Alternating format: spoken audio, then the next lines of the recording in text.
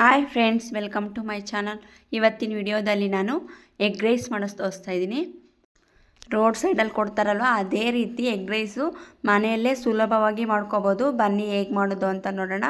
ಅದಕ್ಕೂ ಮುಂಚೆ first time video ನೋಡ್ತಾ ಇದ್ದರೆ ನನ್ನ ಚಾನಲ್ ಮಿಸ್ ಮಾಡಿದೆ, ಸಬ್ಸ್ಕ್ರೈಬ್ ಮಾಡ್ಕೊಳ್ಳಿ. ಮೊದಲು ಒಂದು ಕುಕ್ಕರ್ಗೆ ನಾನಿಲ್ಲಿ 3 ಸ್ಪೂನ್ ಆಗೋಷ್ಟು ಎಣ್ಣೆ ಸೇರಿಸ್ಕೊಂಡಿದ್ದೀನಿ. ಎಣ್ಣೆ ಕಾದ ನಂತರ ಈರುಳ್ಳಿನ ಚೆನ್ನಾಗಿ ಫ್ರೈ ಮಾಡ್ಕೋಬೇಕು. ನಾನಿಲ್ಲಿ 2 ಈರುಳ್ಳಿ ಸೇರಿಸ್ಕೊಂಡು ಚೆನ್ನಾಗಿ ಫ್ರೈ ಮಾಡ್ಕೋತಾ ಇದ್ದೀನಿ.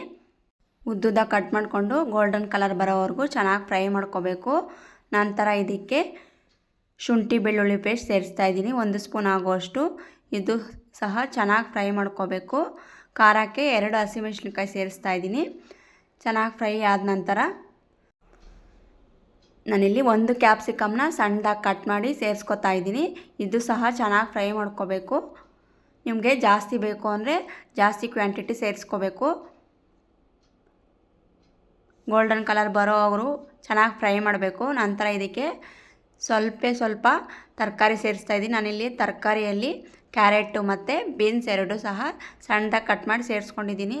ಎಗ್ ರೈಸ್ಗೆ ತರಕಾರಿ ಎಲ್ಲ ಜಾಸ್ತಿ ಸೇರಿಸ್ಬಾರ್ದು, ಅದರಿಂದ ನಾನು ಸ್ವಲ್ಪನೇ ಸೇರಿಸ್ಕೊಂಡಿದ್ದೀನಿ. ರುಚಿಗೆ ತಕ್ಕಷ್ಟು ಉಪ್ಪು ಸೇರಿಸ್ಕೊಂಡು ಚೆನ್ನಾಗಿ ಫ್ರೈ ಮಾಡ್ಕೋಬೇಕು. ಈಗ ಇದು ಫ್ರೈ ಆಗಿದ ನಂತರ ನೋಡಿ, ಒಂದು ಪ್ಯಾನ್ಗೆ ಎಣ್ಣೆ ಸೇರಿಸ್ತಾ ಇದ್ದೀನಿ. 2 ಸ್ಪೂನ್ ಆಗೋಷ್ಟು ಎಣ್ಣೆ ಕಾದ ನಂತರ ನಾನಿಲ್ಲಿ 3 ಮೊಟ್ಟೆನ ಹೊಡೆದ್ಬಿಟ್ಟು ಈ ರೀತಿ ಫ್ರೈ ಮಾಡ್ಕೊತಾ ಇದ್ದೀನಿ. ಈ ರೀತಿ ಫ್ರೈ ಮಾಡೋದ್ರಿಂದ ನಮಗೆ ಎಗ್ ರೈಸ್ ಅನ್ನೋದು ತುಂಬಾ ಚೆನ್ನಾಗಿರುತ್ತೆ, ನಮಗೆ ಸ್ಪೆಷಲ್ ರುಚಿ ಕೊಡುತ್ತೆ.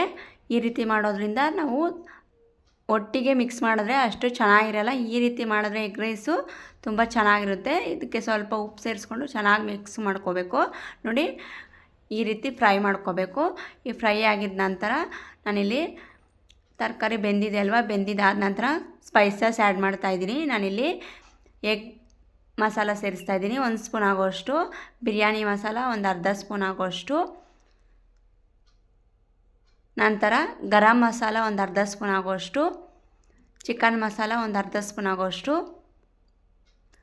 ಮತ್ತು ಪೆಪ್ಪರ್ ಪೌಡರ್, ಕಾಳು ಮೆಣಸಿನ ಪುಡಿನ ಸೇರಿಸ್ಕೊತಾ ಇದ್ದೀನಿ.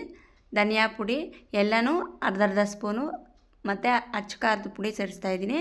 ಚೆನ್ನಾಗಿ ಮಿಕ್ಸ್ ಮಾಡ್ಕೋಬೇಕು. ನಿಮಗೆ ಮಸಾಲೆ ಜಾಸ್ತಿ ಬೇಕು ಅಂದರೆ ಜಾಸ್ತಿ ಆ್ಯಡ್ ಮಾಡ್ಕೋಬೇಕು, ಕಡಿಮೆ ಬೇಕು ಅಂದರೆ ಕಡಿಮೆ ಆ್ಯಡ್ ಮಾಡ್ಕೋಬೇಕು.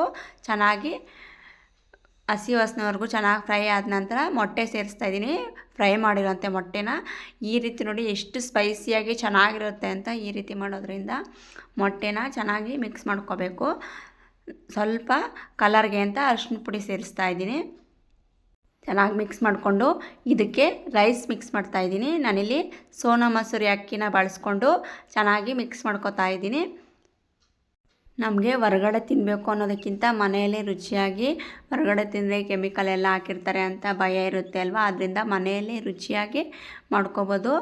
ಚೆನ್ನಾಗಿ ಮಿಕ್ಸ್ ಮಾಡ್ಕೋಬೇಕು. ಮಸಾಲೆ ಎಲ್ಲ ಚೆನ್ನಾಗಿ ಮಿಕ್ಸ್ ಮಾಡಿದ್ದಾದ ನಂತರ ಇದ್ರ ಮೇಲೆ ಒಂದು ಆಮ್ಲೆಟ್ ಹಾಕಿ ರುಚಿಗೆ ತುಂಬ ಚೆನ್ನಾಗಿರುತ್ತೆ. ಸಾಸ್ ಹಾಕ್ಕೊಂಡು ತಿಂತಾಯಿದ್ರೆ ಎಷ್ಟು ಚೆನ್ನಾಗಿರುತ್ತೆ ಅಂತ. ಹೊರಗಡೆಗಿಂತ ನಾವು ಮನೆಯಲ್ಲೇ ಎಷ್ಟು ರುಚಿಯಾಗಿ ಮಾಡ್ಕೋಬೋದು, ಅಷ್ಟು ಕಲರ್ಫುಲ್ಲಾಗಿ, ಅಷ್ಟು ಟೇಸ್ಟಿಯಾಗಿರುತ್ತೆ, ಸ್ಪೈಸಿಯಾಗಿ ಮಾಡ್ಕೋಬೋದು.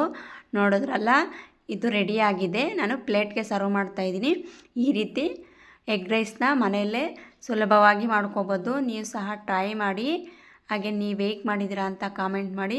ಸ್ಪೈಸಿಯಾದ ಎಗ್ ರೈಸು ನಿಮಗೆ ಇಷ್ಟ ಆದರೆ ನನ್ನ ಚಾನಲ್ನ ಮಿಸ್ ಮಾಡದೆ ಸಬ್ಸ್ಕ್ರೈಬ್ ಮಾಡ್ಕೊಳ್ಳಿ. Thank you for watching.